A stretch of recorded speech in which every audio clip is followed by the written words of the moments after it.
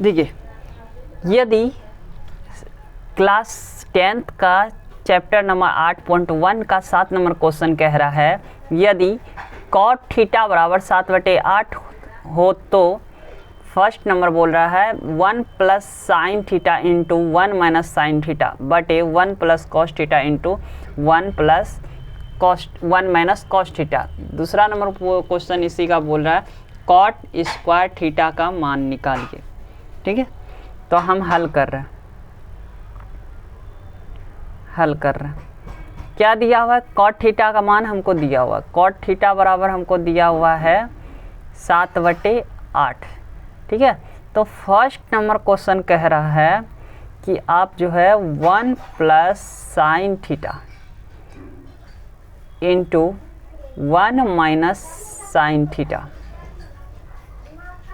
बटे 1 plus cos theta into 1 minus cos theta का मान निकालिए। देखिए, इसको अगर हम देखा जाए,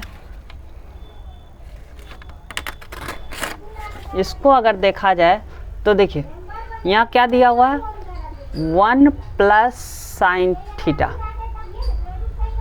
इंटू 1 माइनस साइन थीटा। ठीक है, दिया हुआ है। एक फार्मूला होता है a plus B into A minus B बराबर A square minus B square. ठीक है, तो देखिए यहाँ a बराबर हम किसको माने? 1 को माने, और b बराबर किसको माने? हम साइन थीटा को माने। तो इसको हम क्या लिख सकते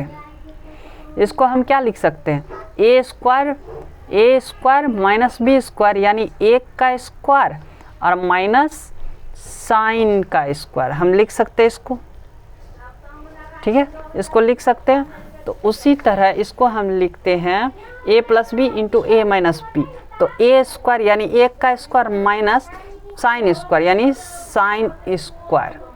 ठीक है, नीचे भी उसी तरह क्या दिया हुआ है? नीचे भी हमको दिया हुआ है 1 plus cos theta into 1 minus cos theta दिया हुआ है। तो एक को a बराबर 1 मान लेते हैं और b बराबर कॉस मान लेते हैं। ठीक है, तो कॉस थीटा मान लेते हैं। तो a बराबर 1 माने तो इसको लिखेंगे a plus B into A minus B. तो ये भी किसका हो गया? ये भी हो गया आपका ए स्क्वायर माइनस बी स्क्वायर। ए स्क्वायर यानी 1 का स्क्वायर और बी स्क्वायर यानी कॉस स्क्वायर, कॉस थीटा का स्क्वायर। ठीक है, ये लिख सकते हैं। तो इसको भी हम लिख सकते हैं 1 स्क्वायर माइनस कॉस स्क्वायर।